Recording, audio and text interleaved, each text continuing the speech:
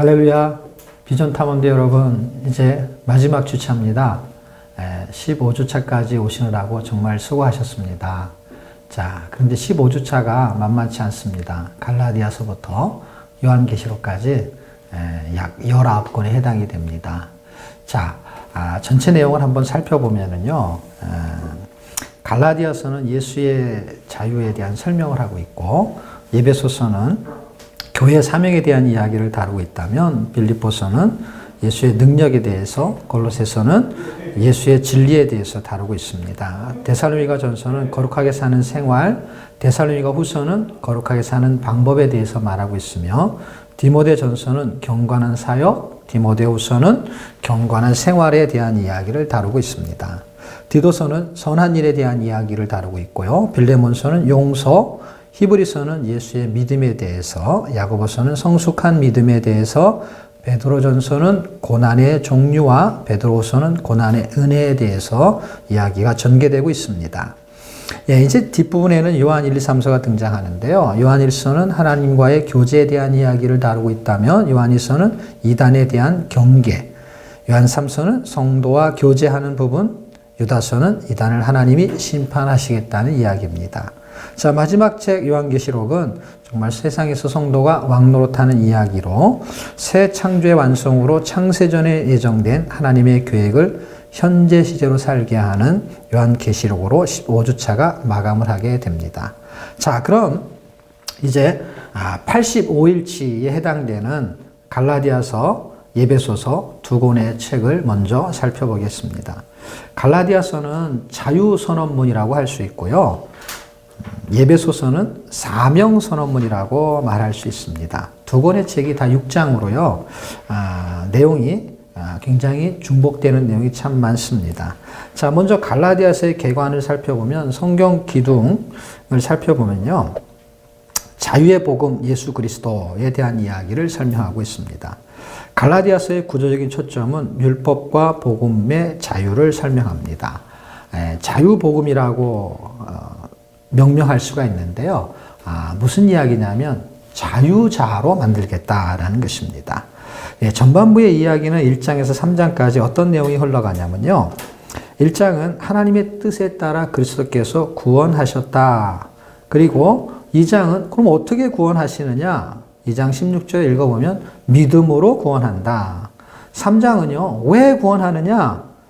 예수 믿음으로 살게 하려고 하는 이야기로 전개됩니다.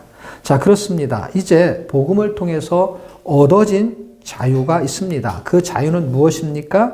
그 자유는 세 가지로 4장, 5장, 6장에서 다루게 되는데요. 4장은 율법, 지식에서 자유하다는 거예요. 지식에서 자유하다는 건 무슨 뜻이냐면 남을 미워하지 않을 자유, 원수를 사랑할 자유, 말씀에 순종할 자유가 있다라는 것입니다.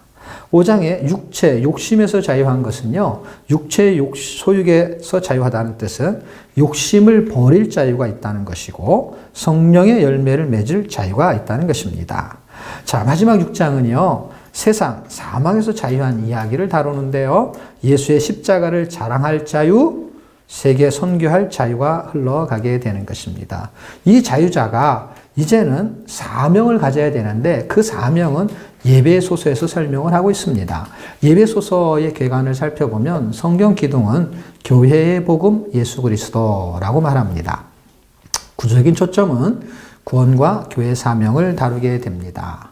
주요 내용은 그리스도를 드러내는 교회 사명을 다루게 되죠. 전반부는 1장에서 3장까지인데요. 그것은 하나님의 자녀를 출생시키는 교회의 사명이고요. 후반부는 4장에서 6장인데요. 하나님의 자녀를 양육시키는 교회 사역을 말합니다.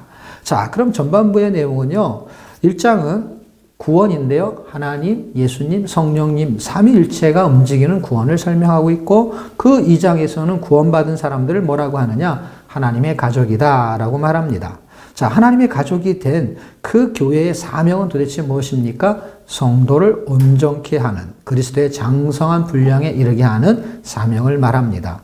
특히 3장에서는요, 8절에 그래서 10절까지는 그 사명에 대한 이야기를 잘 서술하고 있는데요. 죄에서 구원하는 그리스도의 풍성을 전하고 임마누엘 구원의 삶을 살게 하는 비밀의 경륜을 드러내고 성도에게 구원의 완성이 있다는 것을 온 세상에 알게 하는 것을 말합니다. 자, 그 사명을 가지고 사역을 감당해야 되는데 그 사역을 감당하는 세 가지의 내용은 첫 번째, 그리스도의 몸입니다.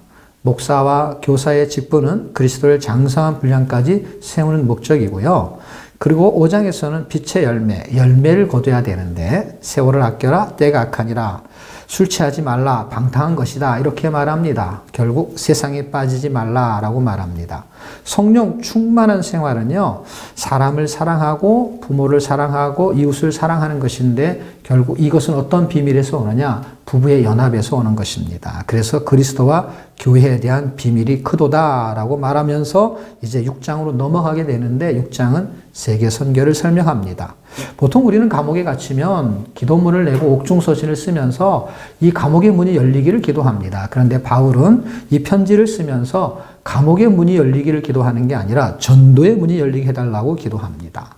우리는 성경을 읽고 말씀의 문, 진리의 문, 생명의 문이 열리고 전도의 문이 열리게 해달라고 기도해야 될 것입니다. 감사합니다.